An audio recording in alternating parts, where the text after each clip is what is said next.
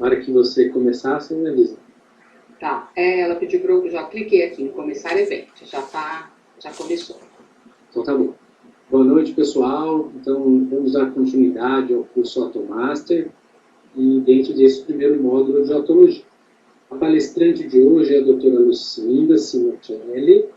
A Lucinda ela fez toda a formação dela, fez faculdade na USP, onde ela fez residência, foi médica preceptora, ela foi minha médica preceptora durante a residência. Depois ela defendeu a tese de doutorado dela, dentro dessa área do equilíbrio, né, das vestibulopatias. E atualmente a Lucinda é médica assistente da Beneficência Portuguesa, em São Paulo, e ela já participa do curso há muitos anos. É uma aula que eu acho que, sinceramente, não vejo ninguém mais habilitado do que ela para dar essa aula, que é um tema que todos nós, às vezes até fugimos do tema por uma dificuldade de compreender, por um preconceito, mas ela dá uma aula muito boa.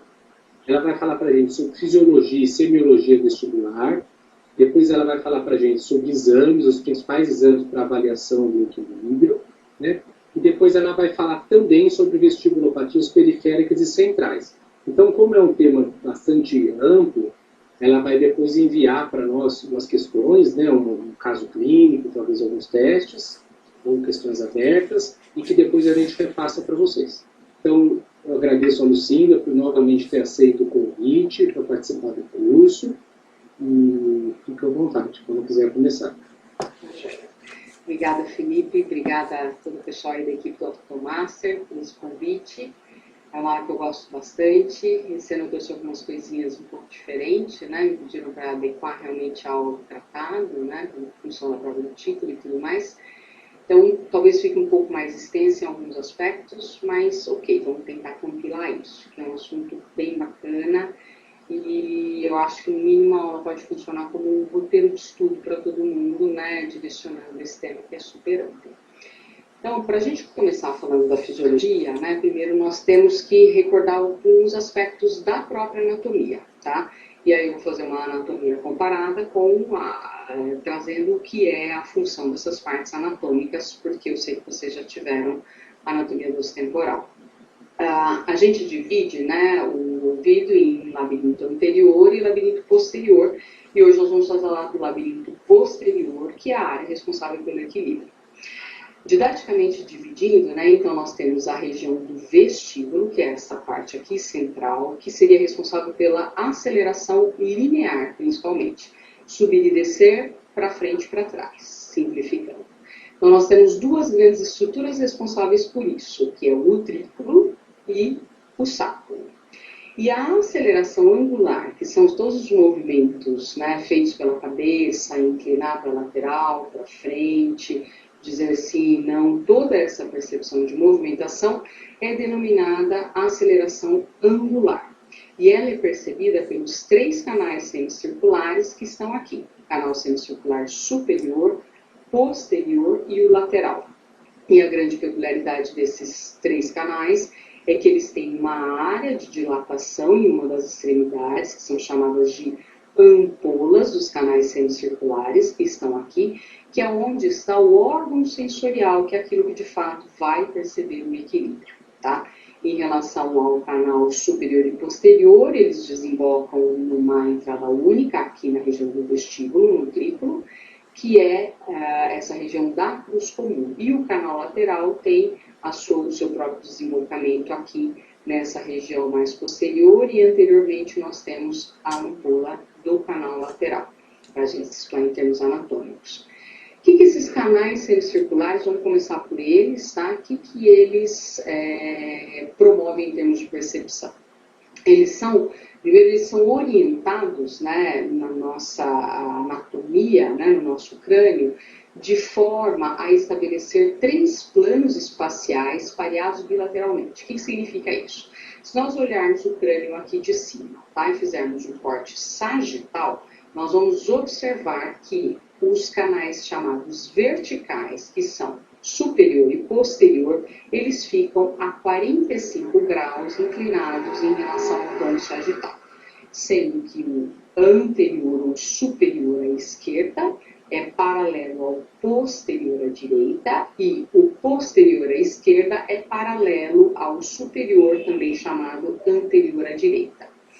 E o canal horizontal, que é o canal lateral, ele permanece 30 graus inclinado, como está aqui na imagem, em relação ao plano axial. Por que isso? Porque se vocês lembrarem, né, de fato a posição anatômica, a gente não fica naquela posição do esqueleto com a cabeça assim. A gente faz sempre uma flexão anterior. E quando nós fazemos essa flexão anterior para olhar para frente, a gente está inclinando a cabeça mais ou menos 30 graus, de forma que este canal lateral fique horizontal ao plano do chão, onde nós estamos andando. E é por isso que ele percebe essa movimentação no plano horizontal, e é por isso chamado canal horizontal ou canal lateral. Uma vez distribuído nesses 3 planos espaciais, o que acontece? Nós temos a capacidade de ter 3 tangentes principais de movimento a serem percebidos. Ou seja, é o movimento no eixo crânio-caudal, que é como fazer não, ok? Um movimento interaural, que é como fazer sim, e um movimento naso-occipital, que é o que a gente brinca que é o talvez, ok? Então, esses são os principais 3 planos de movimentação percebidos pelos canais. No entanto, a gente, na composição da orientação dos canais, a gente percebe movimentos em todas as direções da cabeça, estimulando mais ou menos cada um dos canais. Uma vez que a gente estimula o canal, como que esse sinal é conduzido? Através dos nervos vestibulares, que fazem parte do 8º par craniano, que é o cócleo vestibular. Então, eu tenho coclear e eu tenho vestibular. O vestibular é dividido em vestibular superior e vestibular inferior. E aqui nós vemos essa divisão, tá bom? Aqui é a região do gânglio vestibular. O vestibular superior, ele é responsável por inervar a ampola do canal superior, a ampola do canal lateral, e o utrículo e algumas fibras saculares. E o vestibular inferior, fibras saculares, e a ampola do canal semicircular posterior. A partir do momento que essas informações são captadas no nervo vestibular superior e inferior, elas vão se reunir aqui no gânglio vestibular, e daí então elas vão caminhar através do 8º par craniano, porção vestibular, para os principais núcleos vestibulares, que são em número de 4. E aí nós temos então o núcleo vestibular superior, né? Aqui a gente vê dos 2 lados, ok? Então a gente tem o superior, o lateral, o inferior e o medial. Aqui existe uma decussação através das fibras comissurais. Nessa decussação, a partir daqui nós percebemos que a partir dos núcleos vestibulares, a informação ela se torna bilateral, então o que é captado à direita é informado aos núcleos à esquerda e vice-versa. E aí nós temos alguns principais caminhos de ascensão até os núcleos oculomotores, os núcleos oculares, na verdade, né? A região do cerebelo, e parte dessas fibras descem para desencadear reflexos que envolvem musculatura axial através da espinha, ok? Mas como de fato nós percebemos esse movimento? Através dos receptores sensoriais. Na verdade, existe uma transdução do movimento que nós fazemos. E essa transdução começa a ocorrer, né, em nível microcelular aqui dentro. Nessas 2 áreas que são os receptores vestibulares, que são as cristas ampulares e as máculas otolíticas. Aqui nós temos um exemplo de sacro e de utrículo, então aqui nós temos as máculas dos órgãos otolíticos, que são sacro e utrículo, onde nós vemos o epitélio sensorial, onde temos células ciliadas tipo 1 e tipo 2. A peculiaridade da região das máculas otolíticas é que essas células ciliadas, elas estão recobertas por este gel, e neste gel nós temos os otólitos aqui imersos, e esses otólitos aumentam o poder inercial de captação, né, do movimento que é feito. Já nos canais semicirculares, lembra aquela área que eu mostrei para vocês de dilatação em uma das extremidades dos canais, é onde nós temos a cúpula dos canais semicirculares, aonde ficam as cristas. O que é a crista? É essa estrutura também de gel, este mesmo gel que recobre a região das máculas. No entanto, aqui nós não temos cristais, as otocônias, temos apenas as células ciliadas, tipo 1 e tipo 2, que ficam com seus cílios imersos nesta cúpula gelatinosa, cuja densidade é semelhante à densidade da endolinfa, de forma que eu não tenha uma cúpula mais pesada do que a endolinfa, o que poderia interferir no deslocamento da cúpula quando este líquido da endolinfa ele se desloca na percepção do movimento, na geração do movimento. Então, isso aqui é a ampola, né? Essa aqui é a região que correspondente às cristas das ampolas dos canais semicirculares, que tem essa configuração.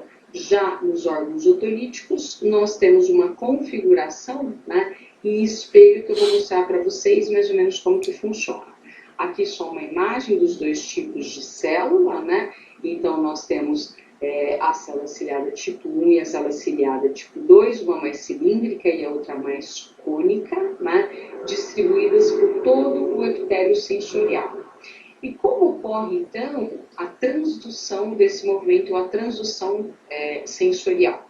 Eu tenho um deslocamento da endolinfa, essa endolinfa, né, ela vai deslocar, ela vai mexer aquele gel, onde ela está em contato, e isso vai promover uma deflexão dos estereocílios sobre os sinocílios e vice-versa, né? E como que isso ocorre? A partir do momento que eu tenho um deslocamento dos estereocílios sobre o meu sinocílio, que é esse cílio mais longo e que permanece sempre em uma das extremidades de célula, eu tenho a despolarização da célula. A despolarização promove, obviamente, um aumento do potencial de ação, porque essas células têm sempre potencial de repouso, elas não partem do zero, e quando eu despolarizo, eu aumento, né, aquela estimulação, como a gente vê aqui, a frequência de estímulos. E quando eu tenho um movimento que vai do sinocílio para cima dos estereocílios, eu tenho uma hiperpolarização dessa célula com redução do potencial de repouso. Isso é o que vai me ajudar na percepção da direção do movimento e a gente vai entender como que isso funciona. Aqui para a gente entender, né, o exemplo da ampola dos canais semicirculares, então aqui eu tenho o gel da cúpula, as células ciliadas imersas nesse gel. Quando eu tenho uma movimentação da cabeça, por exemplo, para o lado direito, a endolinfa ela vai fazer um movimento contrário nesse início do movimento. A hora que eu giro, esse líquido vai no sentido contrário.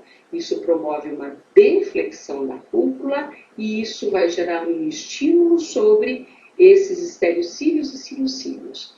E a direção do movimento ela será percebida de acordo com a distribuição deste sinocílio nas ampolas. E como isso funciona, né? A gente tem uma distribuição aí anatômica interessante nas ampolas dos canais semicirculares. Então, eu tenho que nos canais verticais, que são canal superior e canal posterior, o sinocílio, que é este cílio longo, ele está na extremidade que desemboca no ducto, no canal. Já no canal lateral, o sinocílio está na extremidade ampolar, tá? Para dentro da ampola. Com isso, eu vou promover uma despolarização dos canais verticais na corrente ampulífuga. O que é a corrente ampulífuga? Que vem da ampola para o canal. Já no canal lateral é a corrente ampulípeta, que promove a despolarização, que é a corrente que vem do canal e em direção à ampola. A partir daí, eu consigo perceber o sentido do movimento, despolarizando, né, alguns canais quando eu giro para a direita e hiperpolarizando os que são os seus pareados opostos, e vice-versa quando eu giro a cabeça para a esquerda. Já já vou dar um exemplo, a gente vai entender. E isso é o que desencadeia um dos reflexos mais importantes na manutenção do nosso equilíbrio, que é o reflexo vestíbulo ocular. Esse reflexo é o reflexo que interpreta o giro da cabeça, estabilizando o campo visual na retina durante o movimento da cabeça. Como é composto esse reflexo? Ele é um arco trineuronal característico. Eu parto aqui da célula ciliada, aqui o meu nervo vestibular, eu vou fazer a primeira sinapse aqui no núcleo vestibular, né? Aqui no caso, né, no exemplo, a gente está trabalhando com o núcleo vestibular superior, e aí eu vou emitir fibras para os núcleos oculares, ok? Que são os principais núcleos aqui envolvidos na movimentação do olho, que é o terceiro, o quarto e o sexto. Óculo motor, troclear e abducente, que vão mexer a musculatura ocular extrínseca de uma forma característica a depender da conexão do canal estimulado. O exemplo mais fácil de a gente entender é o exemplo do canal semicircular lateral, movimento no horizontal. Então, olha só, isso aqui é a tradução do canal semicircular lateral esquerdo e esse o direito. O movimento é o mesmo, ok? Vou girar a minha cabeça para a esquerda. Se eu giro a minha cabeça para a esquerda, estou aqui olhando para o meu canal semicircular lateral esquerdo. A endolinfa vai girar inicialmente para a direita. Se ela vai girar para a direita no sentido do canal para a ampola, eu estou despolarizando este canal semicircular esquerdo. E aqui a gente vê o aumento do estímulo.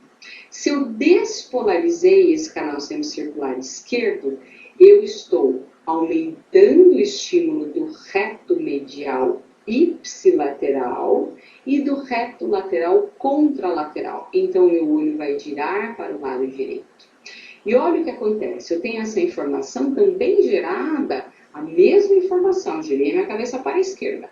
Se eu girei minha cabeça para a esquerda, o canal semicircular lateral direito, ó, o movimento da endolinfa, se eu girei para a esquerda, é para a direita, a mesma coisa que está acontecendo aqui. No entanto, aqui é uma corrente ampulifugar, fugindo da ampola para o canal.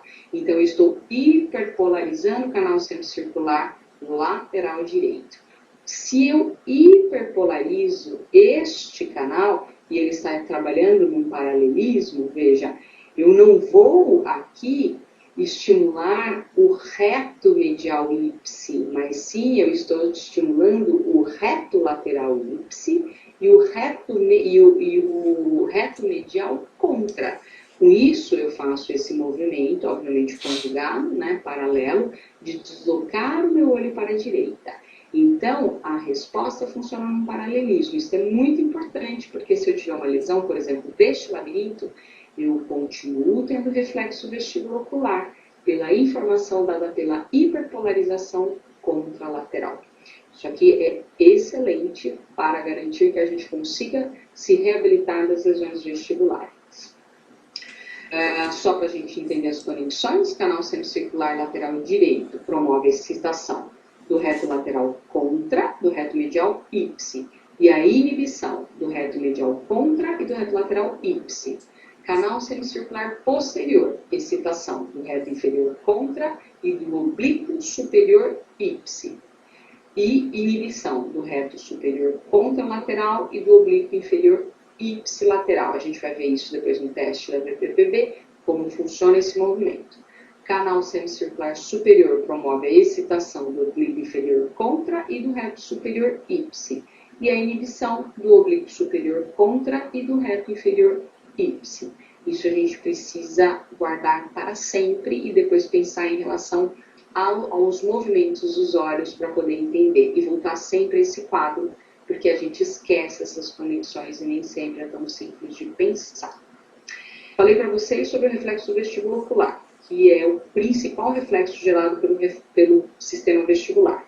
E nós temos o segundo principal reflexo, que é o reflexo vestíbulo-espinal, ou RVE, que ajuda na estabilização do corpo e o controle postural. Ele é dado não mais pelos canais semicirculares, mas sim pelos órgãos otolíticos, pelo movimento percebido por utrículo e sáculo, cujas máculas, predominantemente ficam na posição horizontal do utrículo e na posição vertical no sáculo. Mas não fica exatamente assim, porque no fundo elas ficam meio que num paralelismo, as duas percebem tanto os movimentos verticais quanto os movimentos horizontais e laterais. Aqui retomando da realidade, do gel, aqui com os otólitos em cima, isso aumenta a massa inercial. Um exemplo de uma percepção otolítica, por exemplo, se você entrar no elevador e você não sabe se ele está subindo ou descendo, entrou por engano, entrou sem perceber, ou pediu para subir, entrou no primeiro elevador que apareceu e de repente você percebe que está descendo. Antes que você olhe para o monitor para ver que de fato ele está descendo, você percebeu que ele desceu. E isso é uma informação otolítica dada por sáculo e utrículo, ok? Então, só para a gente lembrar. Os deslocamentos laterais, você está dentro de um trem, Quando você percebe que está acelerando, que ele está parando, ou para que lado ele está indo dentro do metrô, por exemplo, isso é uma informação da otolítica. Isso é aceleração linear, ok? E fica nessa região. Como ocorre esse reflexo? Na verdade, é uma percepção do reflexo linear, sempre que eu tenho uma inclinação na cabeça ou que eu tenho movimentações para cima e para baixo, que é o que a gente chama de forças gravitacionais, eu tenho um desencadeamento de respostas reflexas da musculatura axial. Como é composto esse reflexo? Então, eu tenho a informação otolítica, também vai através dos nervos vestibulares, e eu tenho 3 vias principais, que são o trato vestíbulo-espinal lateral e medial, passando, obviamente, pelos núcleos laterais e mediais, dos núcleos vestibulares que nós vimos lá, e temos um trato retículo espinal, que também desce e vai gerar controle da musculatura antigravitacional de pernas, troncos e região cervical pela estimulação da musculatura extensora posterior especialmente. Então, esse era o resumo que eu queria falar para vocês da fisiologia, e a gente consegue conjugar um pouco dessa fisiologia agora entendendo a parte de semiologia vestibular, porque a fisiologia fica mais clara quando a gente começa a testar esse paciente e a entender o que nós estamos vendo. Eu trouxe aqui o que o tratado traz no capítulo de semiologia vestibular para vocês. É uma classificação um pouco complexa, de caracterização de tontura, mas ao mesmo tempo com algumas coisas interessantes para a gente trabalhar visões de etiologia, que é o consenso da Varani Society. Então, assim, os sintomas vestibulares, eles são classificados como sintomas primários, que seriam vertigem, que é a ilusão de automovimento, tontura, perturbação da orientação espacial sem ilusão de movimento, sintomas vestibulovisuais e sintomas posturais. Então, nós temos esses 4 blocos como sintomas primários, ok? A partir daí, o que mais nós temos? Sintomas vestibulares secundários. A gente sabe que às vezes não é uma tontura, uma vertigemzinha pura, temos vertigem, associadas à tontura espontânea. Vertigem como uma tontura induzida e desencadeada, por alguns fatores, tipo estímulos posicionais, movimentação cefálica, estímulo visual, auditivo, pressão como valsalva, mudanças em relação à posição ortostática, estar deitado, sentado, levantar, permanecer muito tempo numa mesma posição. E aí, e o que são os sintomas vestibulovisuais? São sintomas que integram, na verdade, alterações que provavelmente envolvem os 2 sistemas ou que um está afetando o outro, cuja manifestação é claramente descrita. Então, é o que a gente chama de vertigem externa, que é uma ilusão de movimento, uma sensação de flutuação do ambiente. A oscilopsia, que se fala muito e é uma distorção visual, a movimentação cefálica, parece que desfoca a imagem, um atraso visual, né, que é uma sensação falsa, descrito como um delay entre o movimento da cabeça e o ambiente, parece que atrasa, né, ou como se aquilo estivesse em câmera lenta. A visão borrada, que é o blur em inglês, que eles chamam, alguns autores nem traduzem, que é uma perda da acuidade visual transitória durante os movimentos. A visão inclinada, que é o visual tilt, que é a sensação de inclinação do ambiente em relação à vertical visual. Sintomas posturais são queixas de desequilíbrio, né, de instabilidade quando o paciente está sentado, andando em pé, sem uma direção preferencial. A pulsão direcional, que é uma tendência à queda numa direção específica. Sensação de queda iminente e a própria queda, que são sintomas posturais e causas associadas aí à tontura. Como que a gente avalia o nosso paciente com tontura? Além de caracterizar o tipo de tontura que ele tem, nós temos que, obviamente, fazer alguns testes, tá? Começando de uma forma simples, né, a gente começa sempre pelo reflexo vestíbulo espinal, testando o equilíbrio estático, que é o teste de Holmberg, que a gente aprende desde a neurologia, que você pede para o paciente ficar com os pés unidos, né, ele tem que juntar no mínimo os calcanhares, pode ficar com uma abertura pequena, de 30 graus, na frente dos dois pés, mas deve ficar com os calcanhares juntos. Olhos fechados, braços estendidos para frente. E aí a gente observa se ele apresenta algum tipo de inclinação, se apresenta uma tendência à queda, se essa tendência à queda é lateral, se essa tendência à queda é posterior ou é para frente. Normalmente os pacientes que têm déficits vestibulares oscilam bastante, mas não tendem a cair. Os pacientes centrais fecham os olhos e caem. Os pacientes proprioceptivos mal conseguem fechar os olhos que já caem. Outra forma de avaliar o reflexo vestíbulo espinal é através do equilíbrio dinâmico, né, uma pesquisa também do reflexo vestíbulo espinal, através da marcha. Marcha com olhos abertos e marchas com olhos fechados. E aí a gente consegue caracterizar uma série de tipos de marcha, né? Então tem o paciente que a gente tem deslocamentos da marcha, pacientes que apresentam alargamento de base, que realmente são os pacientes centrais, pacientes que apresentam queda, né, do pé, esses pacientes normalmente têm alterações importantes aqui, espinais, que precisam ser investigadas, mas o paciente clássico vestigulopata é o paciente que apresenta desvio da marcha para um dos lados, né? E normalmente ele desvia a marcha para o lado de hipofunção relativa vestibular, ok? Outra forma de avaliar é através do equilíbrio dinâmico, que é o teste de Fukuda ou de Gutenberg. O teste de Fukuda, você parte como se fosse lá do Holmberg, só que com os pés afastados, você vai pedir para o paciente marchar.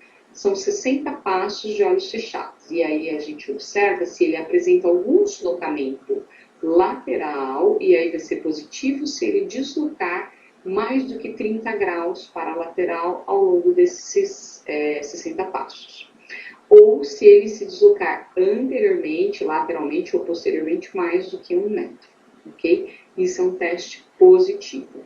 Os pacientes vestibulopatas, em geral, têm um deslocamento lateral e eles tendem a girar em sentido ao lado hipofuncionante. É isso que se espera desses pacientes. Outra forma de avaliar o sistema vestibular é através da avaliação do reflexo vestibulocular. Então, nós falamos em teste de marcha, esse paciente estava em pé, a gente estava vendo a musculatura axial, né, e esses reflexos. Agora, a gente vai avaliar o reflexo vestibulocular. E existem algumas formas de a gente pesquisar o reflexo vestibulocular. A primeira coisa, a gente precisa avaliar se esse paciente tem nistagmo espontâneo. E a melhor forma de avaliar isso é na posição neutra, no olhar, né, sem fixação. Por isso a gente pode usar aqueles óculos de 20 dioptrias que inibem a fixação ocular, tá? Ou esses óculos, como o óculos da videonistagmografia, que também é um óculos que inibe, né? Mas isso nós podemos fazer muitas vezes a olho nu com esses óculos de 20 dioptrias, em vez de fazer necessariamente com a máscara, que é um pouco mais cara. A pesquisa no nistagmo semi-espontâneo, né, que deve ser feito nas posições cardinais, né, subindo e descendo e para as laterais. A forma correta de pesquisar, nós temos que deslocar o olho do paciente mais ou menos 30 graus, a gente faz uma pesquisa em H. Então, na verdade, a gente desloca ele 30 graus para a direita, e ele vai olhar para cima, para baixo, aí você volta à posição central, desloca 30 graus para cima e para baixo. E aí a gente vê se você tem algum tipo de nistagmo semi-espontâneo, e aí a gente vai verificar se ele apresentar nistagmo espontâneo ou semi-espontâneo. A gente tem que definir se esse nistagmo tem características de um nistagmo periférico ou central. O que são características de um nistagmo periférico? Ele tem frequência, amplitude e velocidade estáveis. E tem sentido único, em geral, horizontal ou rotatório, como que a gente vai ver na VPPB. Ele até pode ser vertical, mas raramente o nistagmo periférico é vertical. Apresenta uma fase lenta, que é o que a gente chama de fase labiríntica, né, que é relacionado ao deslocamento do reflexo vestibulocular, e a fase rápida, que é uma correção central. Segundo a lei de Alexander, né, e ele tem que obedecer essa lei de Alexander, se for um nistagmo periférico, a velocidade do nistagmo aumenta com o deslocamento do olho em direção à fase rápida. Então, se eu tenho um nistagmo que eu estou vendo que ele está batendo para o lado direito, eu desloco levemente esse olho no máximo de 30 graus para a direita e eu vejo um aumento da frequência. E o contrário também é verdadeiro. Se eu coloco para o outro lado, eu tenho uma redução da frequência.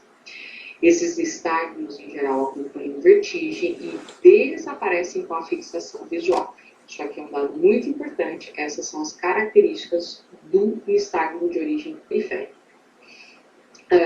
O nistagmo de agitação cefálica, ou head-shake nistagmo, é um nistagmo provocado, né, quando a gente movimenta a cabeça do paciente, seja uma movimentação pacífica feita pelo examinador ou uma movimentação ativa feita pelo paciente. Durante 10 a 20 segundos, ou 10 a 25 segundos, você pode pedir para o paciente, né, contar até 20 ou contar até 30, né? E o ideal, claro, é fazer sem a fixação ocular. Algumas pessoas fazem com os olhos fechados e param a cabeça e pedem para abrir o olho. Mas o ideal é fazer mesmo com o óculos para que isso seja observado. Quando há a presença de nistagmo, quando o paciente para a cabeça e mantém a fixação dos olhos, é porque existe uma assimetria do tônus vestibular.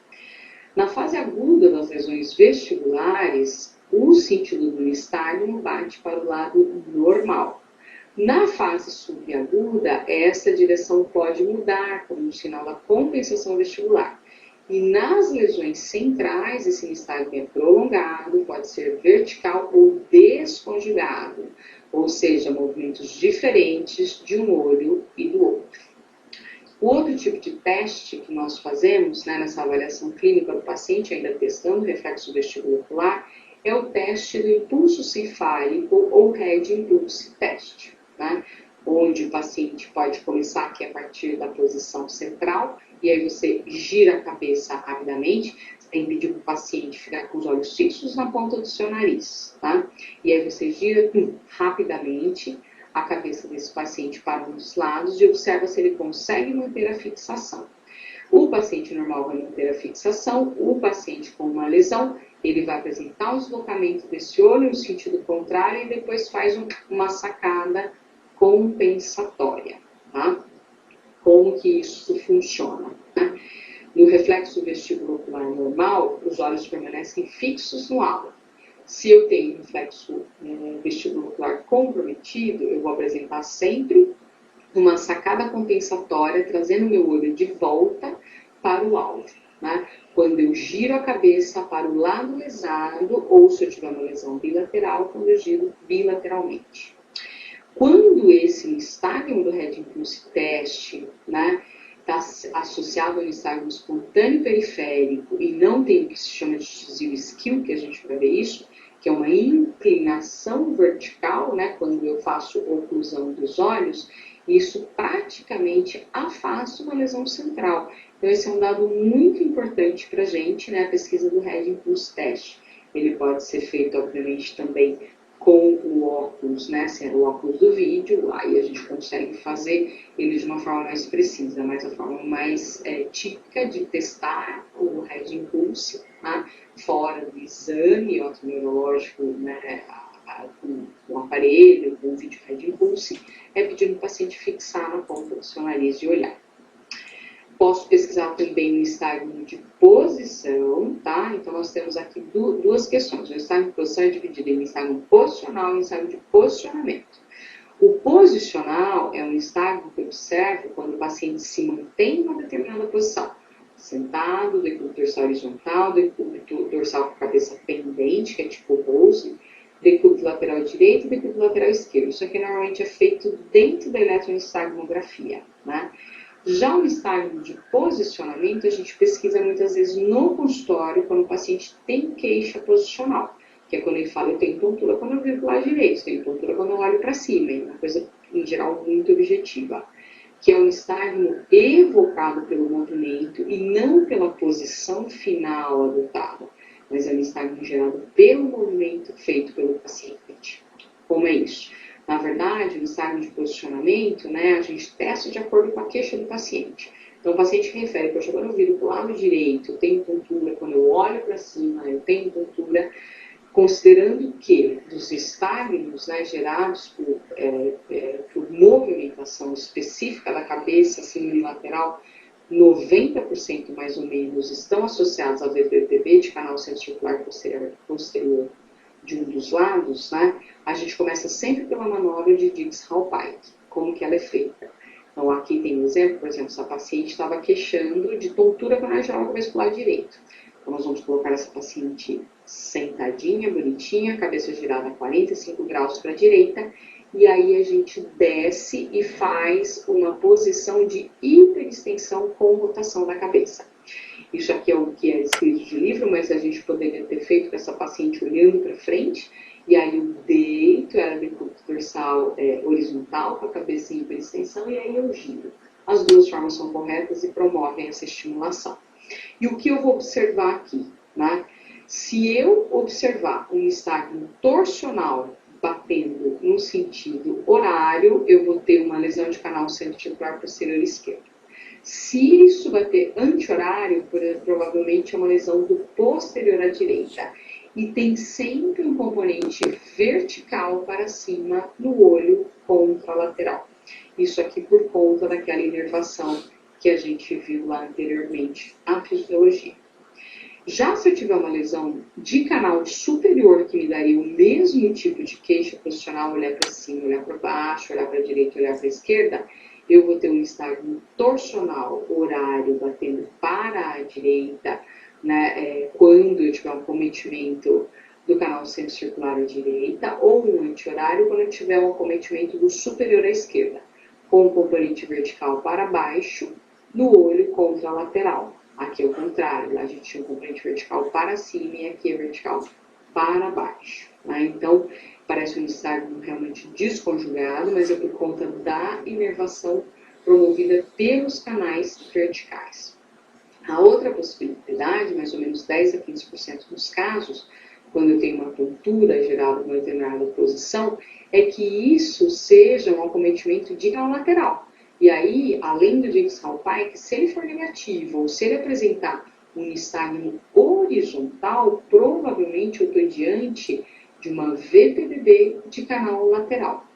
E aí, depende se for uma canalitíase ou uma cupulolitíase, que aqui, em geral, podem ocorrer os dois. O canal posterior é mais provável que tenha uma canalitíase, apesar de poder ter também a cupulolitíase, mas ela não inverte no estágio, e aqui sim inverte. Então, só para a gente entender, guardem depois esse gráfico aqui, porque ele é didático, muitas vezes na hora o raciocínio fica difícil. Então, veja, se eu tenho uma VPPB de canal lateral, eu vou ter tontura e nistagmo nesse paciente quando eu inclinar a cabeça para qualquer um dos lados, tanto para a direita quanto para a esquerda, e aí eu faço um head roll test, né? Então, o paciente partindo aqui, por exemplo, dessa posição neutra, deitado em decúbito dorsal horizontal, eu vou girar a cabeça começando pelo lado direito, porque ele tem queixa tanto à direita quanto à esquerda normalmente, no canal lateral. Quando eu giro para o lado direito, né, aí eu observo, veja, aqui é a direção do movimento. Então, se eu girei, né, para o lado direito, e aí eu tenho um nistagmo mais intenso, né, quando eu giro a cabeça para a direita, se esse nistagmo for geotrópico, é sempre uma ductolitíase. Se for mais intenso à direita, é uma ductolitíase à direita. Se for ageotrópico, ele é uma cupulolitíase do lado esquerdo. Se eu inverto esse movimento, eu girei a cabeça desse paciente depois para a esquerda, e eu tenho que fazer os dois lados para confirmar isso, e o nistagmo for mais intenso quando eu girei a cabeça para a esquerda, e ele é geotrópico, isso é uma ductolitíase esquerda. Se ele é ageotrópico, isso é uma cupulolitíase à direita. Ok? Lembrem-se disso. E essa é a Badia Hintz, que hoje se fala muito, né?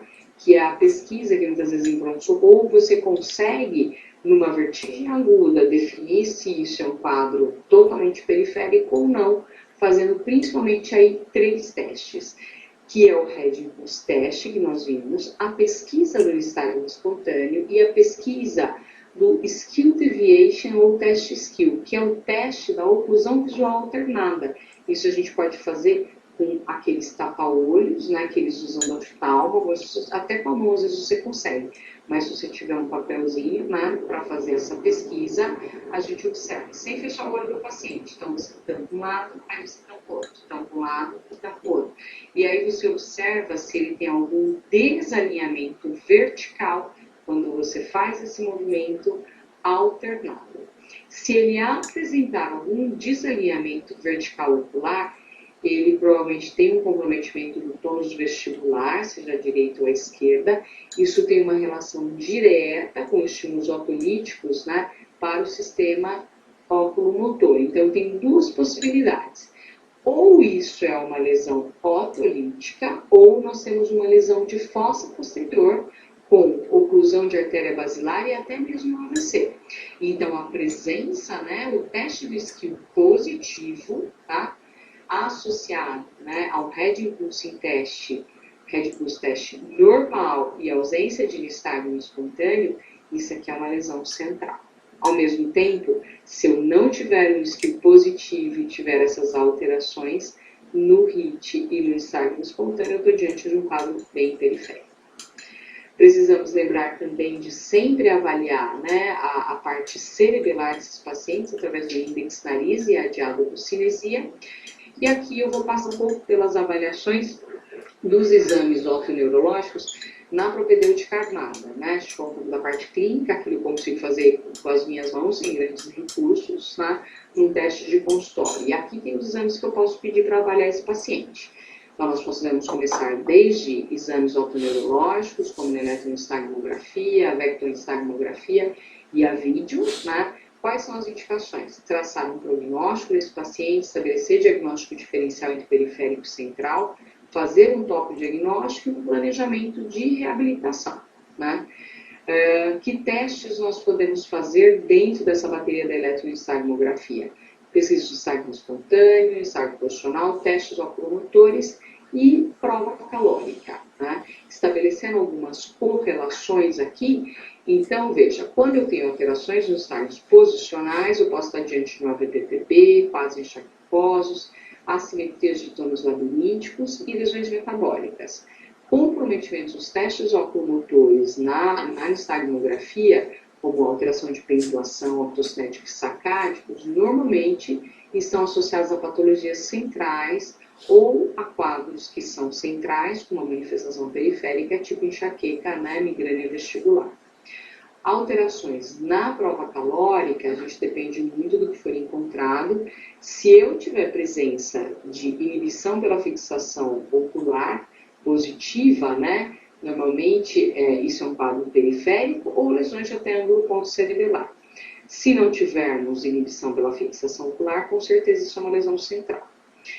Assimetrias de respostas, tipo hipo e hiperreflexia, são muito importantes estabelecer, porque com isso eu consigo traçar uma correlação nas patologias, como a gente vai ver.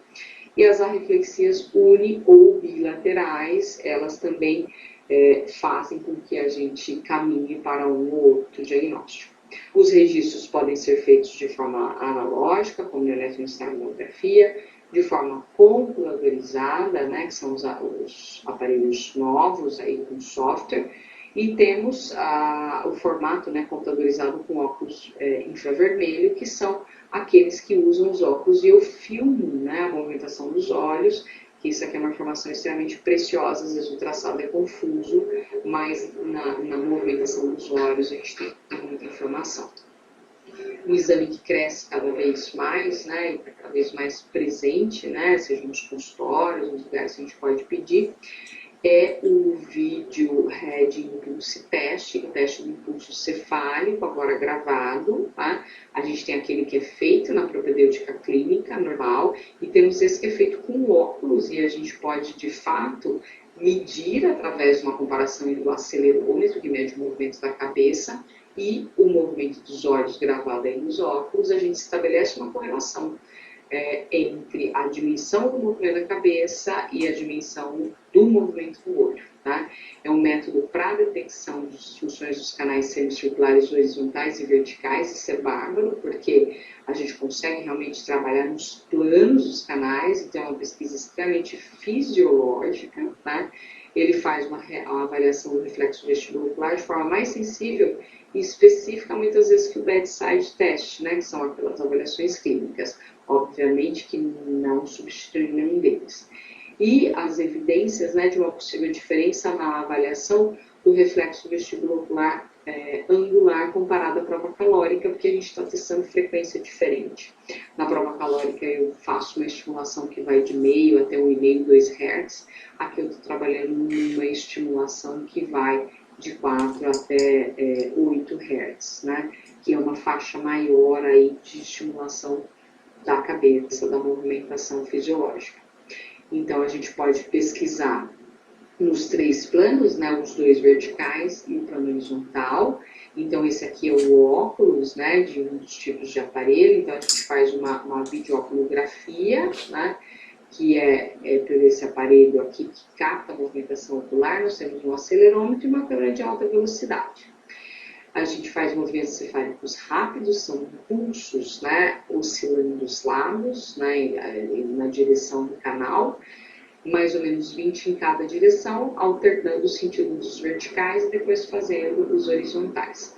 Então, como eu disse, ele capta movimento aí mais ou menos de 2 a 7 Hz nessa faixa, e eletroestagem de 0,2 a 1,3, né, como a cadeira pendular. Então, são exames que se complementam, trabalham em faixas de percepção diferentes. Esse aqui é o traçado do vídeo Head Impulse Test, né, onde a gente tem a curva de movimento sobre a qual a gente pode sobrepor a curva do movimento ocular. O que a gente faz é comparar, né, a amplitude de direção daquele movimento da cabeça e a amplitude de direção do movimento do olho. E a correlação adequada é de 1 para um canal lateral, ou seja, se eu tenho um ganho de 1 é porque eu tenho um reflexo vestibular ocular perfeito. Já quando aqui é o movimento da cabeça, que são o movimento dos olhos, veja, a gente trabalha numa amplitude menor e eu tenho uma série de sacadas aqui tentando voltar o olho para aquela direção correta do movimento. Então, quando a curva dos movimentos oculares tem velocidade reduzida, nós fazemos sacadas corretivas e o ganho fica menor do que 1, e a depender da perda, né, em relação a esse 1, isso aqui realmente é patológico e a gente estabelece correlações com algumas lesões. Outra forma de avaliar o sistema vestibular através dos potenciais biogenicos vestibulares. Aqui, no caso, citando, né, o VEMP, que é o método eletrofisiológico de avaliação dos órgãos otolíticos, né? É uma resposta à estimulação a cliques auditivos de alta intensidade, porque eu estou estimulando o sáculo aqui, né? Pode ser utilizado em crianças e permite examinar o nervo vestibular inferior e o sáculo. Lembra lá da inervação, né? O sáculo é inervado pelo vestibular inferior. E a amplitude menor de respostas ocorre em pacientes com migrânia, né? Como é feito então o VEMP. Eu promovo um estímulo vestibular, né? E a gente sabe que esses estímulos vestibulares promovem estimulação sacular e isso vai gerar um estímulo dentro do sacro, que vai estimular o nervo vestibular inferior, núcleo vestibular lateral, trato vestíbulo espinal, e a gente capta uma mudança, né, de potencial de estímulo, né, nos neurônios motores da musculatura cervical. Então, a gente capta a contração da musculatura cervical através desse estímulo auditivo, que no fundo é o estímulo sacral. E aí eu consigo avaliar a função do nervo vestibular inferior, que até agora não estava sendo avaliado, né, em todos os outros testes, porque todos os outros a gente falava muito de aceleração angular, e aí a gente estava trabalhando especialmente o vestibular superior, a não ser no VRIT, quando a gente testa os canais posteriores, que aí eu também estou vendo uma captação de nervo vestibular inferior, né? O VENP pode ser tanto cervical quanto ocular, então eu falei para vocês a captação, né, através desse estímulo auditivo, o que acontece com a contração da musculatura cervical, né, aqui a gente tem a captação do esternocleidomastoide, então isso seria a captação do estímulo em relação ao sacro, e eu posso ver também percepções utriculares com a movimentação ocular, que é o que a gente chama de VENP ocular. Muito usado o VENP nas pesquisas clínicas, né, para avaliar a função otolítica. Só para finalizar, vou citar a posturografia dinâmica computadorizada, que é uma avaliação, né, a gente usa para avaliação da estabilidade postural em circunstâncias estáticas e de conflito sensorial. É muito usado para pesquisa, pelo alto custo que o aparelho tem. As vantagens, né, explora a interação entre os sistemas sensoriais, permite avaliar o alinhamento do centro de gravidade e detecção de padrões afisiológicos nas lesões, nas queixas de tontura. Eu testo na posturografia 6 condições de estresse de equilíbrio. Aqui a posição basal, com os olhos abertos, aqui com olhos fechados, como se fosse um teste de Foucault do paciente sobre a plataforma de força, que capta as oscilações do corpo. Tá? Aqui a oscilação que a gente chama de preferência visual, que é quando o campo visual se move e o paciente que tem uma dependência da informação visual, ele tende a se inclinar junto com essa plataforma, né? Isso a gente vê uma preferência, né, da informação visual para a manutenção do equilíbrio em detrimento de propriocepção e vestíbulo, né? Aqui com a plataforma livre, que é quando a gente deixa essa plataforma solta e ela oscila de acordo com a oscilação corporal que o paciente faz. Na condição PAV, ele está de olhos abertos e o campo visual não se move. Então, a gente vê se ele apresenta oscilações ou não. Pacientes com alterações proprioceptivas, em geral, oscilam. Os vestibulopatas, normalmente não. A condição 5 é o que a gente chama de condição mais vestibular de todas, que é aquela que o paciente está de olhos fechados em cima dessa plataforma livre. É como estar num barco, né? Sem uma informação visual precisa ou com um horizonte que se move, né? Porque você está em alto mar. Então, aqui a gente depende muito da informação visual para manter a estabilização, coisa que não acontece num paciente com uma lesão vestibular. E a situação 6, que é um estresse vestibular e visual, que é quando eu estou com a plataforma aqui solta, e a gente tem uma inclinação do campo visual. Os pacientes que têm comprometimento vestibular ou que têm preferência visual, em geral, caem nessa condição. Esse aparelho faz uma medição, né, especialmente analisando cada uma das condições. Aqui é um exemplo do paciente vestibulopata. E aqui a gente vê, ó, alteração sensorial não tem, alteração visual também não, mas ele teve um comprometimento na situação 5, né, olhos fechados, com o chão oscilando. Isso é característico em paciente vestibulopata. Bom, era isso que eu queria falar da parte de fisiologia e semiologia. Aí agora a gente vai para vestibulopatias periféricas e centrais. Não sei se o Felipe se tem alguma pergunta, se a gente quer dar um tempinho aqui, ou se já continuamos. É que manda. Como não tem nenhuma pergunta do pessoal, eu acho que a gente pode dar continuidade, né? Que como são muitos assuntos, aí eu acho que não. Vamos dar continuidade. Se tiver alguma pergunta, eu interrompo, tá bom? Tranquilo, combinado. Você me interrompe aí. Bom, então agora vamos para vestibulopatias periféricas e centrais. Obviamente não dá para falar de tudo, mas a gente gente seleciona aquilo que é mais importante, é o que eu falei para vocês. Funciona como um roteiro de estudo e como uma revisão desse assunto, ok? Então vamos lá. Esse aqui é um gráfico clássico que eu sempre trago da clínica mesmo, como mais se manifesta essa tontura. Se você está num pronto-socorro, chegou um paciente com tontura, né, e a primeira pergunta é, puxa, essa crise de tontura ela é periférica ou central? Esses são alguns sinais muito típicos, né?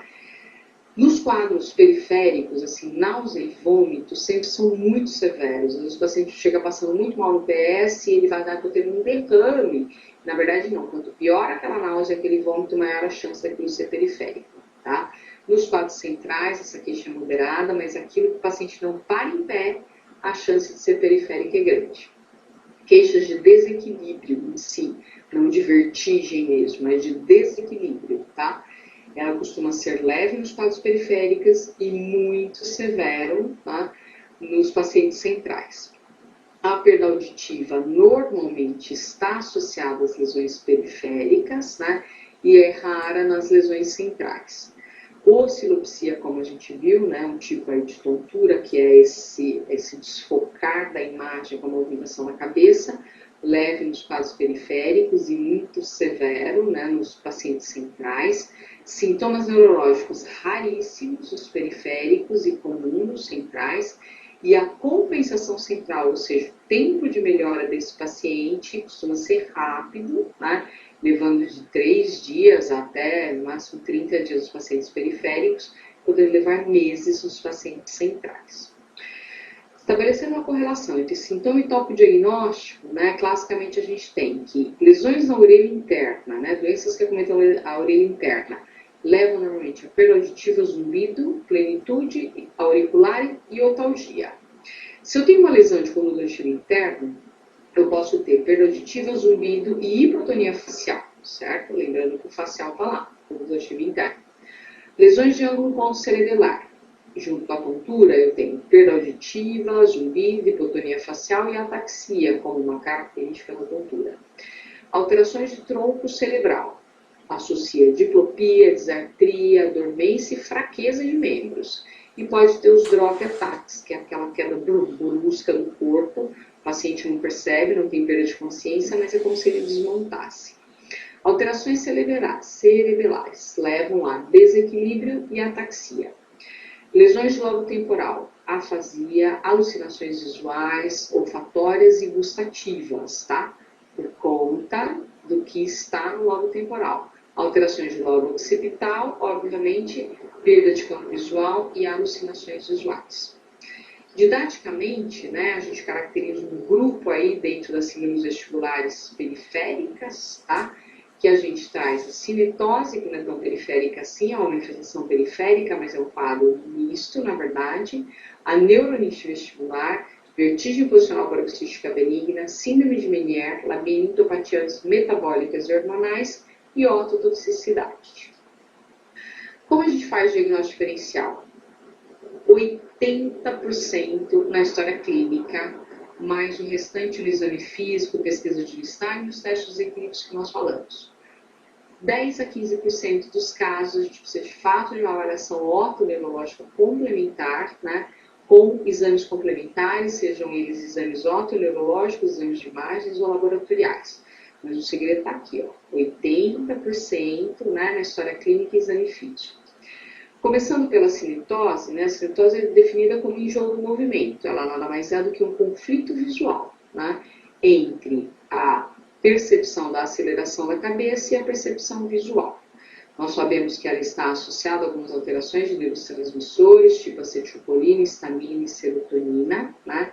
Vem normalmente acompanhar, se você tem cinetose, tem uma incidência maior de enxaqueca, apresenta um mal de desembarque, que é aquela sensação quando, por exemplo, você faz um passeio de barco, principalmente quando ele dura um tempo um pouco maior, um navio e tudo mais, e quando você volta para a terra firme, você perde a sensação do referencial estático, parece que aquele movimento ele continua, né? Isso é o mal de desembarque. E também associado às doenças do metabolismo de açúcar. Então, o paciente que se queixa de náuseas, vômitos, né, não tem estagno, quando em situações de movimento, no carro, no ônibus, no barco, tá? No metrô. Então, assim, está em movimento, se não está dirigindo especialmente, né, se é passageiro, tem tontura.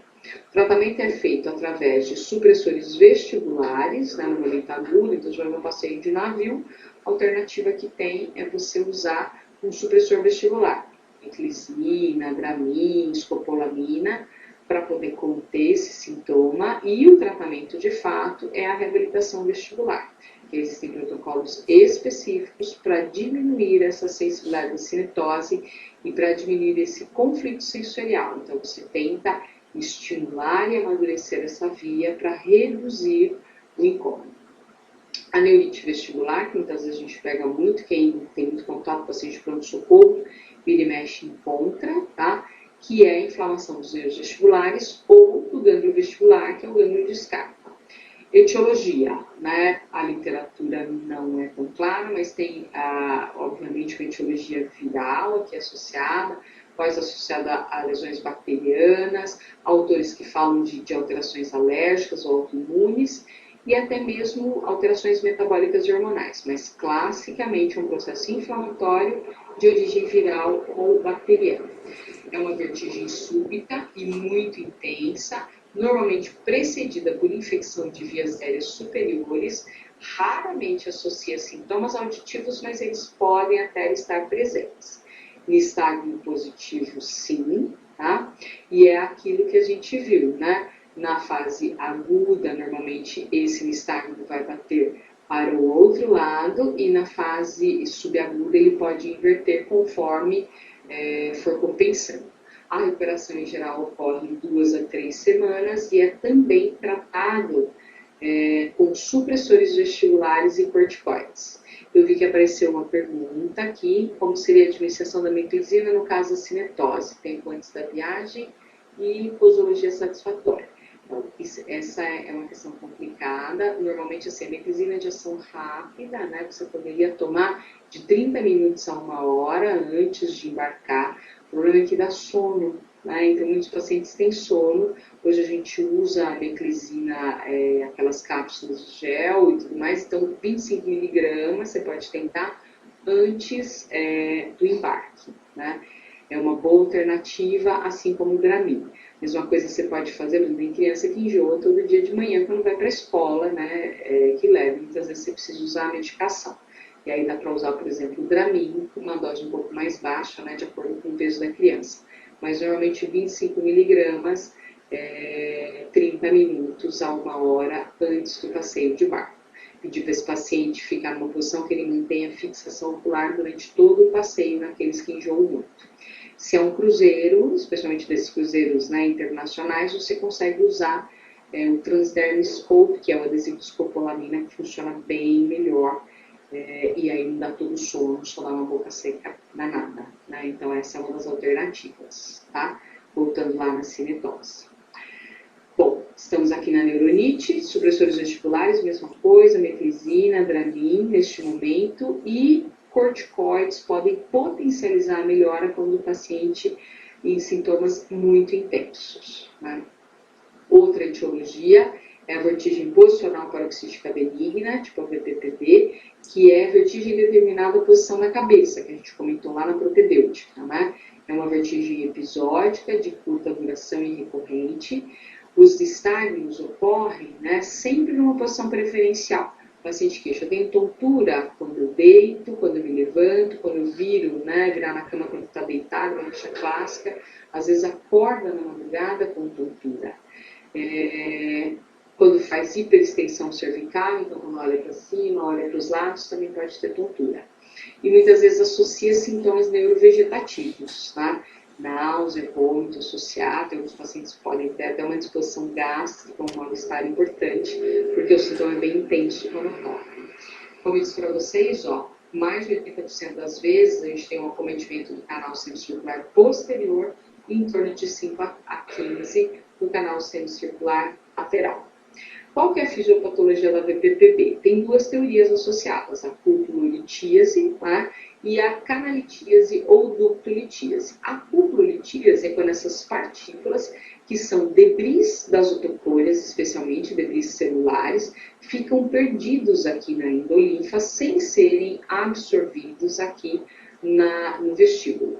Isso pode migrar através dos canais e, por conta da gravidade, a tendência maior é de migrar para a região mais baixa do labirinto, que é a ampola do canal semicircular posterior. É uma questão anatômica mesmo. Então, quando isso migra aqui nos canais, pode ficar acumulado, fica realmente acumulado essa porção mais baixa, próxima à cúpula. Então, isso é a canalitíase. E na cúpula-litíase é quando essas partículas elas se aderem à cúpula, alterando a densidade da cúpula, como isso para vocês é igual ao da endolinfa.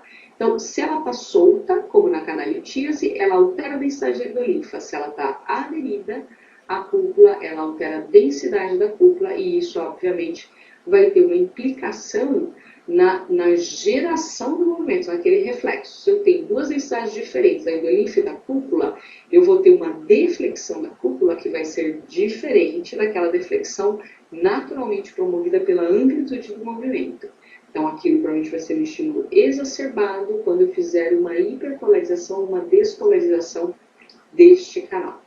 Etiologias associadas ao BPPB. Então, 50% das causas não são definidas, né?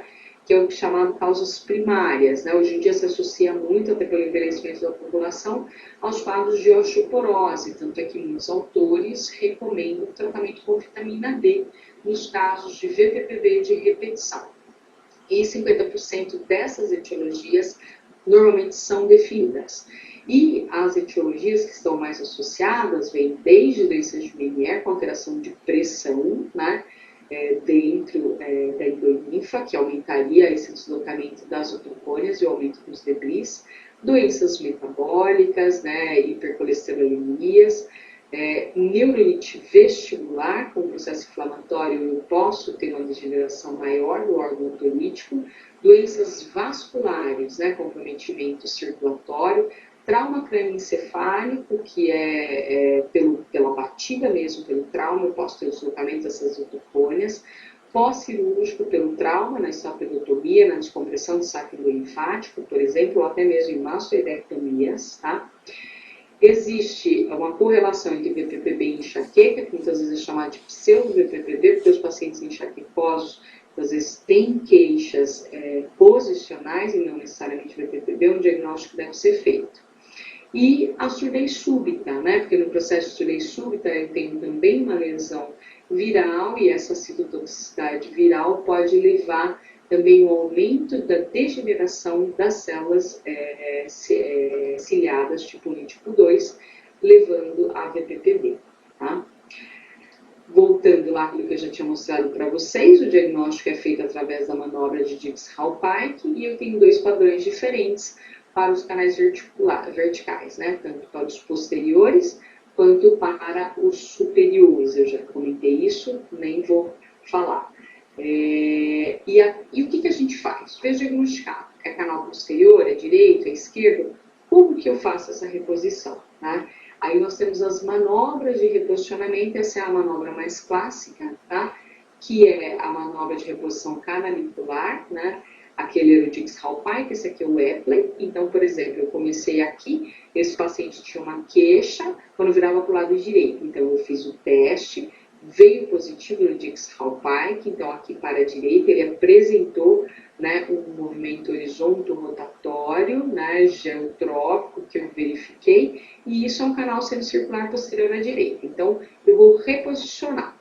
Para eu reposicionar, olha, aqui está o desenho, né, eu tenho que fazer com que aqueles debris soltos no canal, eles voltem pelo canal, né, aqui pelo canal semicircular posterior, e caminhe de novo em direção à cruz comum e caia no vestíbulo. E como que isso vai ser feito? Então, eu parto da direção do Dix-Hallpike, eu inverto a cabeça totalmente para o outro lado, olha, eu vou fazer um movimento aqui de 180 graus e depois ele inclina um pouco mais olhando tipo, para o rodapé do chão. Geralmente peço para o paciente colar o queixo no ombro, né, contralateral, e aí ele senta com essa cabeça abaixada e depois ergue a cabeça. Com isso eu fiz o movimento contrário no canal, né, trazendo de novo essas partículas para cá, e quando ele senta e depois levanta a cabeça, ela vai cair de novo no vestíbulo. Essa é a manobra de reposicionamento de Epley. Se eu estou diante de uma VPPB de canal semicircular lateral, seja direito ou esquerdo, a manobra que eu vou usar, né, aqui é aquele mesmo slide do diagnóstico que eu mostrei para vocês, o teste do Red Hole, eu vou fazer uma manobra de reposição de canal lateral, que é a manobra de Lampert ou barbecue ou maneuver, né? Barbecue é um nome bem sugestivo, porque o que eu vou fazer mesmo é um churrasquinho com esse paciente, né? Então, aqui, um exemplo, por exemplo, olha, esse paciente aqui, ele estava com uma VPPB de canal semicircular lateral direito, ok? E era uma canalitíase, então eu quero trazer de volta as partículas do canal direito, quero que elas caiam de novo ali no vestíbulo. Então eu vou girar totalmente para o outro lado, ó, inverto, aí o paciente vai ficar olhando para baixo, eu giro a cabeça e depois eu volto o corpo para aquela posição original. Então isso aqui é para a reposição da canalitíase de canal semicircular lateral direito. Se fosse a esquerda, eu inverteria a manobra. Na congrulitíase, normalmente a gente faz estimulações para habituação, porque muitas vezes essas partículas estão aderidas e aí eu preciso fazer esses exercícios de forma repetida de um lado e para o outro, para habituar ao estímulo. E essas partículas tendem a se soltar. Então, muitas vezes, eu transformo aquela ductolitíase numa canalitíase e aí depois eu reposiciono. Além da VPPB, o que nós temos? Síndrome de Meniere, né? Na síndrome de Meniere, aqui eu falo em síndrome, quando a gente fala em síndrome é porque a gente não tem uma etiologia definida, né? Então, assim, a síndrome de Meniere é o espectro da doença, né? Onde nós temos uma associação de 3 sintomas: vertigem, zumbido e hipoacusia flutuante, né? Então, é uma síndrome caracterizada por esses 3 sintomas. Pode associar também plenitude aural, diplacusia e intolerância a ruídos, tá? Pode ter um padrão evolutivo, que é o mais clássico, né? Ou em crises. Ou seja, o que é isso? De tempos em tempos eu tenho crise de vertigem, piora do zumbido e hipoacusia flutuante, e cuja hipoacusia tende a evoluir com o tempo. Então, eu evoluo com perda auditiva progressiva. Esse é um slide clássico, né, da síndrome de Meniere, que está associada à epilepsia linfática. Hoje a gente sabe que talvez a gente não tenha necessariamente essa dilatação do labirinto membranoso, sempre associado à síndrome de Meniere, né? Porque a etiologia está associada, né? Antigamente se falava muito assim, a síndrome de Meniere é hidroxílio linfática, que é o aumento da pressão, né, dentro desse sistema labiríntico. Mas hoje, talvez, a gente ainda mais acreditar que isso é um epifenômeno, ou seja, isso acontece junto com a manifestação da tríade de sintomas, mas não é provavelmente a causa do sintoma. Mas, de qualquer forma, a gente tem progressivamente, na maioria dos casos, né, uma alteração de pressão, né, dentro do sistema linfático, isso por um desbalanço hidroeletrolítico, onde a gente altera concentrações de sódio e potássio, isso aumenta o volume da endolinfa. Quais são as manifestações clínicas, né? Bom, primeiro aqui as etiologias. A gente estava falando de uma síndrome, porque tem uma série de causas para estar associadas. Lesões virais, alterações autoimunes, exposição genética, doenças metabólicas, distúrbio de metabolismo de açúcar, dislipidemia, aí até mesmo quadro multifatorial. Normalmente a síndrome também pode associar outras manifestações, tipo enxaqueca, disfunção temporomandibular, sinusites e otites, né? A gente tem quase infecciosos levando a Meniere, surdez súbita, autoesclerose, doenças autoimunes, a própria alergia, diabetes e o hipertiroidismo. Né? O exemplo clássico, né, da manifestação de Meniere é a história clínica dessa vertigem em crises, perda auditiva que flutua, o ouvido abafa, depois abre, depois perde de novo, e um zumbido que também flutua em intensidade e em característica. Na audiometria, normalmente é uma perda unilateral, apesar de poder ter acometimento bilateral. O mais clássico é que seja uma perda em U invertido, né, que predomina nos graves iniciais e nos agudos, né, depois aqui de 4 e 6 mil Hz. Nós podemos ter alterações no ECOG, que seria uma alteração da correlação entre potencial de ação e potencial de somação, que estaria aumentado. E alterações do reflexo estapediano, que seria o recrutamento do reflexo, que nem sempre é visto, né? As labirintopatias metabólicas e hormonais, eu gosto de trazer junto com o quadro de Meniere, porque são distúrbios, né, associados a alterações de metabolismo de açúcar, tipo diabetes, hipoglicemia reativa e a hiperinsulinemia, assim como a dislipidemia e as alterações hormonais, de hormônios tireoidianos e de ovarianos. Por quê? Porque o quadro clínico é muito semelhante ao do Meniere, você também pode ter essa tríade, né? Ou muitas vezes ter simplesmente a tontura e o zumbido que oscila e não necessariamente a perda auditiva, mas simula muito esses quadros menieriformes. O distúrbio de metabolismo de açúcar, né, tem evidências experimentais bem estabelecidas, que são alterações da insulina. A insulina, a gente sabe que interfere no controle da microfonia coclear, na síndrome proteica coclear e nos receptores insulínicos, né, que são observados no saco endolinfático, denotando a importância da insulina no metabolismo cócleo-vestibular. A glicose, né, encontrada glicogênio na esteira vascular, e ela interfere na geração do potencial endolinfático. Normalmente os pacientes que têm distúrbio de metabolismo de açúcar, eles têm uma queixa muito típica, que é a sensação de cabeça oca, além de poder ter aquele quadro meio menieriforme, né? Podem estar associados, né, às vertigens em crise, sintomas neuroglicopênicos, né, especialmente letargia e fadiga, são os que mais chamam a atenção. Assim como sintomas autonômicos adrenérgicos, principalmente a ansiedade, os pacientes que têm distúrbio de açúcar são, em geral, bem ansiosos, bem agitados. Sintomas colinérgicos, tipo sudorese e sensação de fome recorrente, né? Isso também é outra queixa bem clássica. Doenças que podem estar relacionadas, né? Hipoglicemia, hiperinsulinemia, né? Aqui, que é o que a gente falou, né? Que caracteriza aí esse tipo de Meniere em si. O distúrbio de metabolismo de açúcar, né, a fisiopatologia que leva a isso são oscilações plasmáticas da glicose e da insulina, que leva à disfunção da sódio-potássio ATPase. Isso dá uma desregulação hidroeletrolítica na endolinfa, né, e altera o potencial endolinfático. Se o paciente já tiver de fato um diabetes mellitus, aí a gente já entra para um comprometimento neurovascular mais clássico mesmo. São os estreitamentos ateroscleróticos, a microangiopatia, a própria neuropatia, culminando talvez numa hidroxia endolinfática, né? Distúrbio de metabolismo dos lípides também podem cursar com um quadro parecido com o Meniere, associando também instabilidade, sensação de desequilíbrio, vertigem associada à cefaleia, pressão na cabeça e plenitude aural.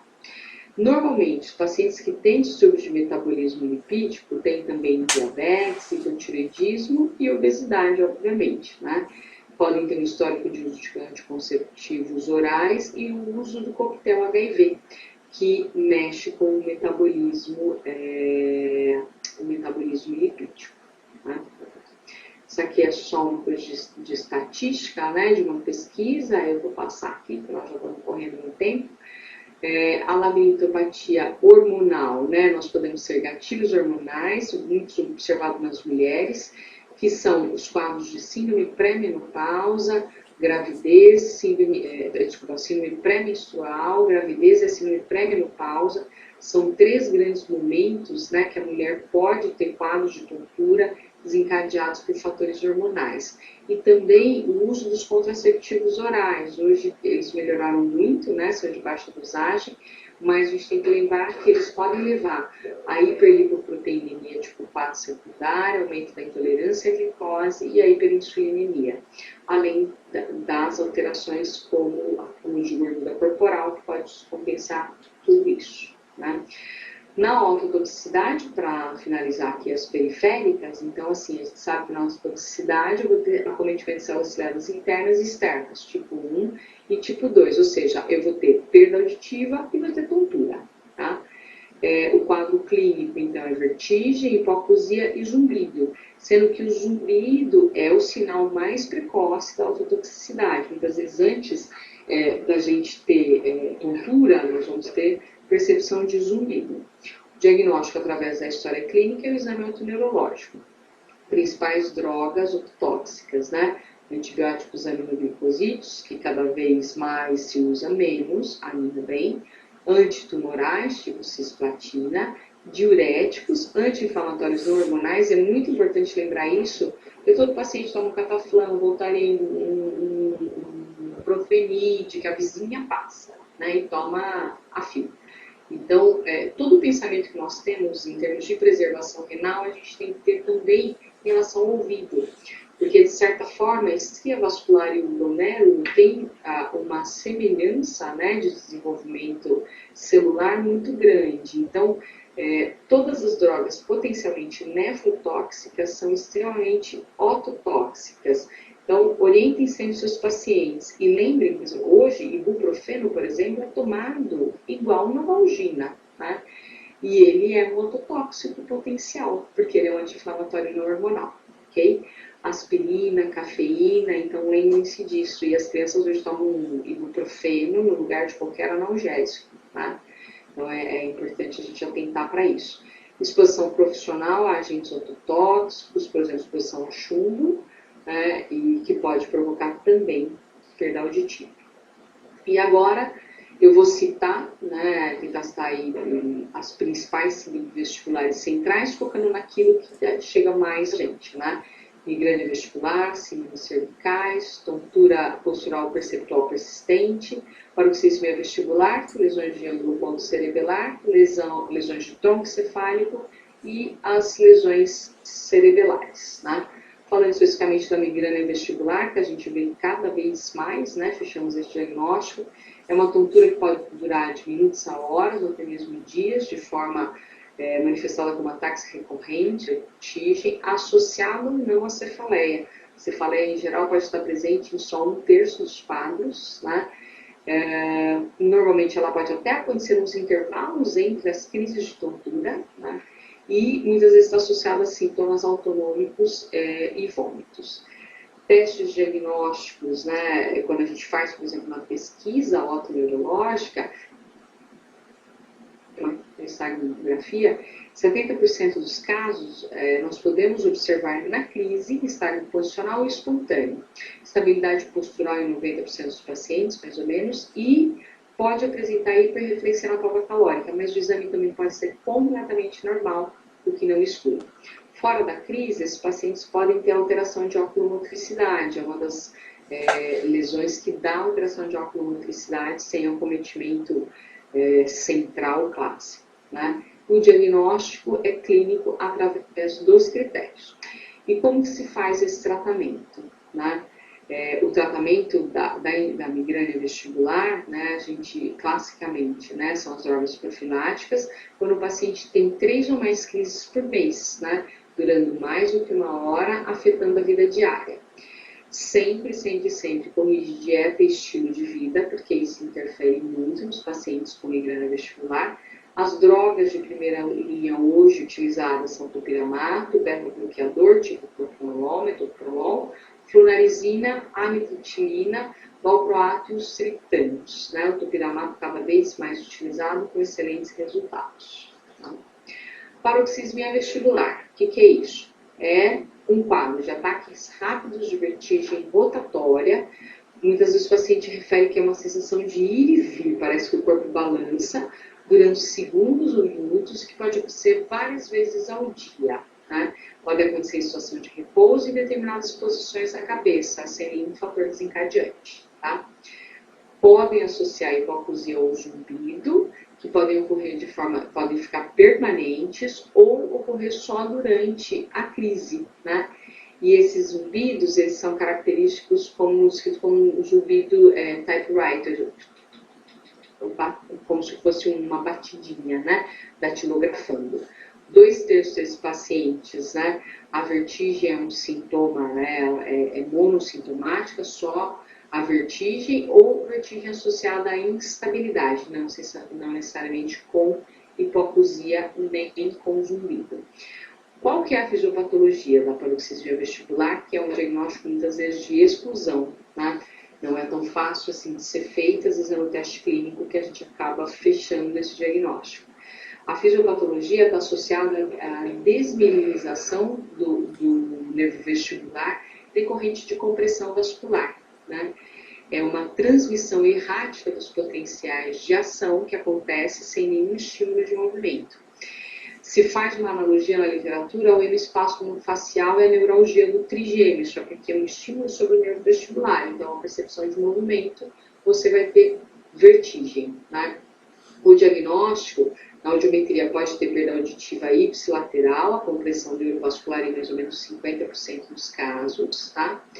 Na pesquisa de nervos cranianos, né, na pesquisa dos testes posicionais de Romberg, normalmente a gente não vê nada, né, de manifestação aqui que sugira uma alteração neurológica.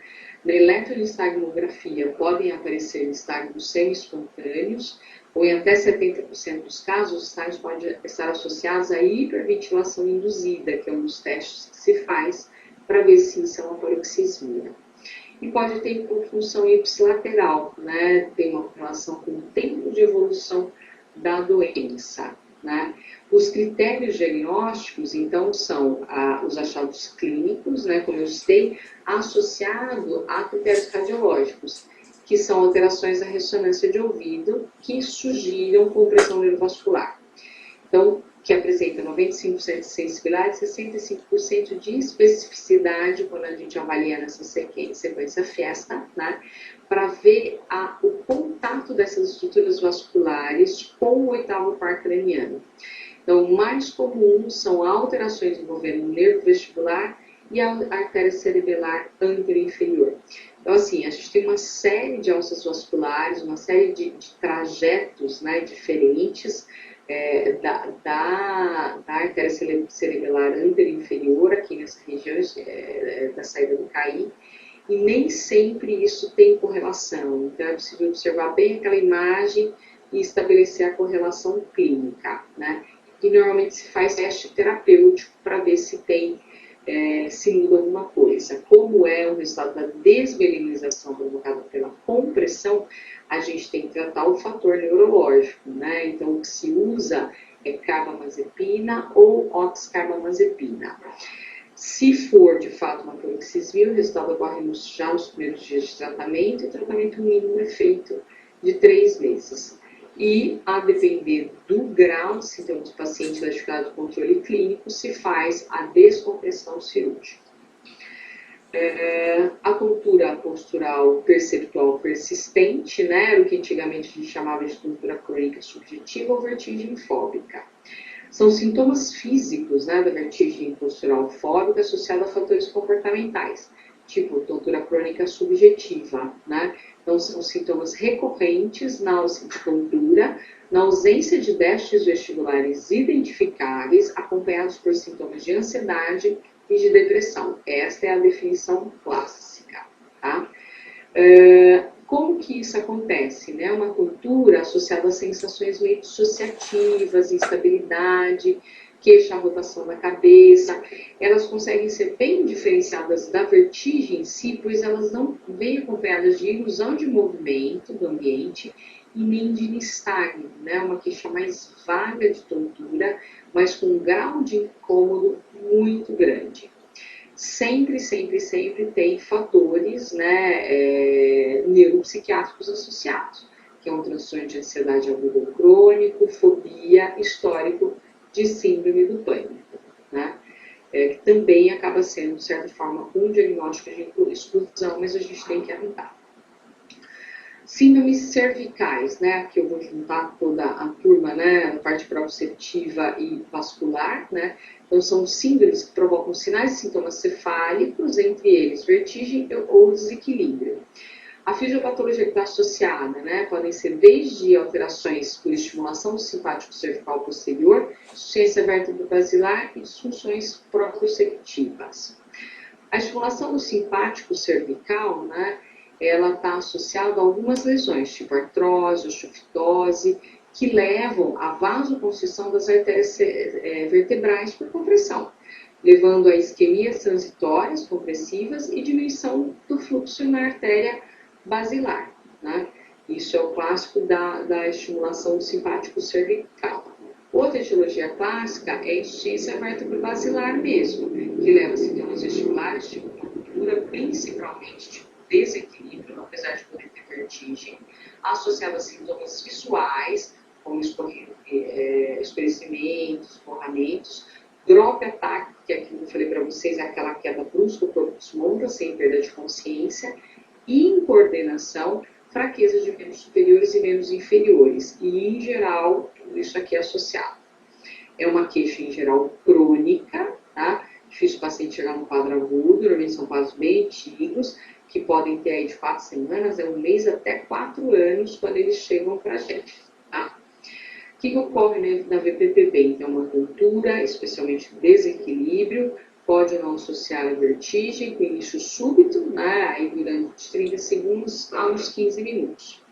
Esse paciente, normalmente no período intercrise, ele permanece sempre desequilibrado, né, e os principais fatores encadeantes são mudanças bruscas de posição, movimentos rápidos da cabeça e permanência na posição ortostática durante muito tempo, né, porque ele tem um desajuste do controle neurovascular. Normalmente não está associado a sintomas cocleares, ou seja, não tem perda auditiva, não tem zumbido, tá? E esses pacientes sempre têm fatores de risco cardiovasculares associados, é uma das coisas que mais apitam para este diagnóstico.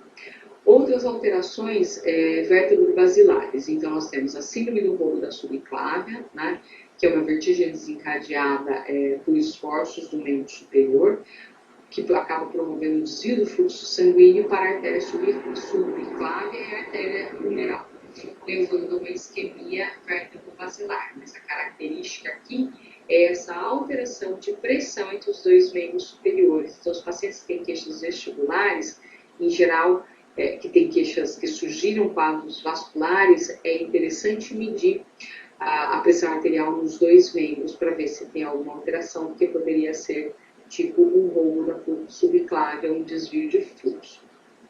As disfunções proprioceptivas, né, que são desordens da junção crânio-vertebral, para citar as principais, impressão basilar, que é a invaginação da base do crânio, que leva à compressão da face ventral da medula, né, comprometendo vias vestibulares centrais.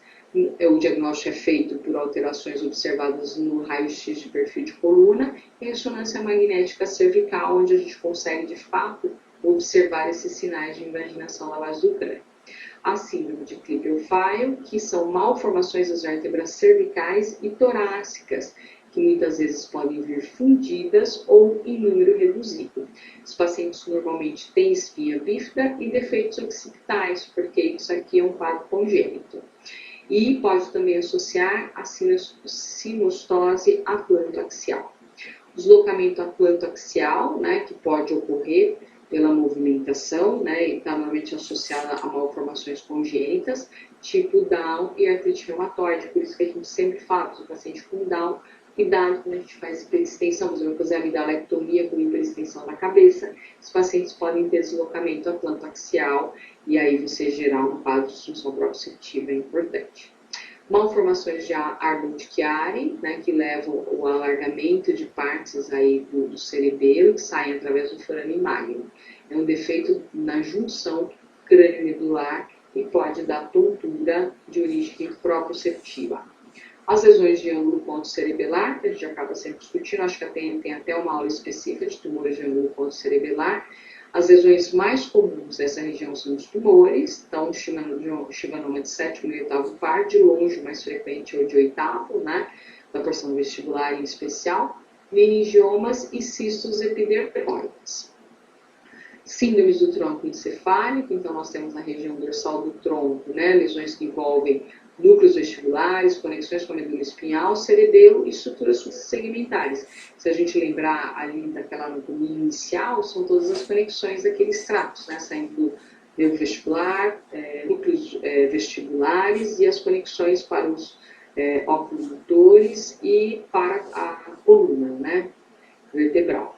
Tipos de lesões que envolvem essa região, desde lesões vasculares, ciência vertebro-basilar, quadros de trombose, síndrome de Malenberg, que é aquele infarto lateral de medula, os próprios AVCs, doenças desmelinizantes, tipo esclerose múltipla, lesões tumorais, como gliomas e as compressões tumorais, processos infecciosos e parasitários, tipo infecções bacterianas, toxoplasmose, tuberculose, neurocisticercose. E as síndromes cerebelares, que também podem cursar com quadros mistos, né, com manifestações periféricas, apesar de uma lesão central. Podem ser desde tumores primários, né, que são os mais frequentes, tipo medulloblastoma, astrocitoma, hemangioblastoma e as metástases. Lesões vasculares, como infartos e hemorragias, doenças degenerativas e as lesões inflamatórias, tipo encefalomielites pós-infecciosas. Era isso. Temos alguma pergunta? Acho que seria um pouquinho por tempo. Mas é muita informação. Né? É muita informação. Acho até por isso que o pessoal ainda vai para acompanhar a aula, às vezes acaba não tendo tempo ainda de fazer as perguntas, né? Fazer as perguntas. Eu também não paro de falar. Muito bem. Tá bom. Lucinda, eu vou te fazer uma pergunta. Você tem, seus pacientes têm encontrado adesivo de escopolamina em São Paulo com facilidade ou tem que ser em caso de importação? Não, importante. É difícil encontrar aqui em São Paulo, né? O pessoal que vive, que vai muito para o exterior acaba comprando, né? Mas aqui em São Paulo não é fácil, não. Tem alguns lugares que você pode pedir, eles te entregam, mas assim, acaba sendo um custo bem mais alto, não é fácil. Mas, por exemplo, quando você faz um cruzeiro, e são esses cruzeiros internacionais, normalmente eles têm à disposição, é óbvio que você paga o preço lá da enfermaria deles, entendeu? Mas se for o caso, dá para usar, eles costumam ter. E esses pacientes de cinetose, na verdade, assim, acho que como as pessoas viajam hoje em dia cada vez mais e tal, é muito importante orientar que a reabilitação tem um impacto muito positivo na cinetose. E não só poder reabilitar esse paciente, mas tratar outros fatores desencadeantes. Então, por que esses pacientes acabam muitas vezes ficando tontos? Quando você viaja, todo mundo come um pouco mais de doce, bebe mais bebida alcoólica, se hidrata menos. Então, tem toda uma alteração comportamental que piora o sintoma da cinetose, piora essa percepção do enjoo do movimento. Então, essa orientação é importante. Por exemplo, eu tenho um paciente que ele estava super bem, tinha reabilitado, aí ele foi fazer um cruzeiro e ele tomava, tipo, quase uma garrafa de café por dia, porque tinha café o tempo inteiro. Então, ele tomava 10, 12 cafés expressos naquela máquina italiana maravilhosa que ele adorou. E piorou, ele teve crise no meio, né? Ele falou assim, pô, mas eu estava tão bem que descompensei. Falei, vamos entender o que foi a descompensação, né? Então, assim, essas questões são importantes, porque às vezes a descompensação vem de outros fatores, né? Então é importante a gente ver esse conjunto todo aí. Deixa eu ver, eu acho que eles têm alguma pergunta. Não, por enquanto não. Bom, tem o pessoal digitando, eu vou dar um minutinho e a gente já espera essas perguntas e aí a gente já encerra. Tá, joia. Ótimo. Tem uma pergunta sobre as questões, né, como no começo da aula, a Luciana vai mandar para nós, que é uma aula bem extensa, né, para não ficar muito longa, ela vai enviar algumas questões.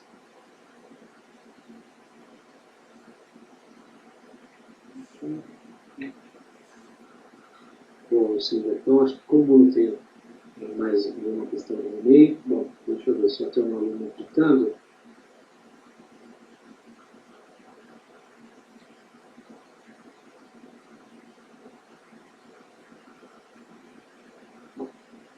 Tá bom, Luciana. Eu queria agradecer de novo você pela disponibilidade, pela excelente aula. Acho que foi uma aula muito boa, não só pensando na prova do título do pessoal, mas também para revisar, fazer uma revisão sobre o assunto, né? Sinceramente, acho que foi muito útil e sintetizou muito bem, vai orientar muito bem aí os estudos aí para a prova. Tem só uma última pergunta, Lucinda. Sintetizar, qual a sua experiência com reabilitação vestibular? Então, eu tenho bastante experiência com reabilitação, eu gosto muito, indico uma grande quantidade de pacientes, e hoje a gente sabe que a reabilitação está indicada não só para essas alterações crônicas que não compensam, mas também para a fase aguda das tonturas, né? Eu sempre coloco os residentes na beneficência, por exemplo, como a gente faz muita cirurgia de orelha média, a gente tem tontura em pós-operatório de estapedor, por exemplo, né? Muitas vezes tontura em pós-operatório das mastoidectomias. Então, você pode reabilitar esse paciente. Existem exercícios específicos, né, de coordenação mesmo, de reflexo do vestíbulo ocular. Você faz o movimento da cabeça, junto com o movimento de fixação ocular, que você acelera, né, a compensação vestibular. Então, eu tenho uma experiência bem positiva mesmo, desde doenças vasculares, que era o que classicamente a gente encaminhava para a reabilitação, a reflexias vestibulares unilaterais, que também é outra coisa que ia muito para a reabilitação. Então, a gente sabe que a reabilitação em todo paciente, né, que não compensa mais ou menos depois de 2, 3 semanas desses quadros de tontura, que você esperaria, por exemplo, que ele compensaria sozinho ou com tratamento medicamentoso, tem super indicação mesmo de indicar a reabilitação. Porque tem um aspecto muito importante da reabilitação, que é não só você estimular o exercício, vamos dizer, recalibrar aquele labirinto, né? Compensar, substituir eventualmente o déficit que tem. Tem um lado da reabilitação que é a compreensão do seu próprio equilíbrio, do reflexo que está sendo gerado, o que provoca a sua tontura, hábitos alimentares, hábitos de sono e tudo mais. E isso é fundamental no paciente que tem tontura, principalmente naquele que tem quadros que às vezes são recorrentes. Então, a reabilitação é super indicada, né? E com resultados muito bons. Legal. Tá bom, Silvia. Tá ótimo. Obrigada. Pelo avançar da hora, pessoal, então eu vou encerrar a aula. Queria agradecer a Lucinda, o Thiago está elogiando a aula, agradecendo.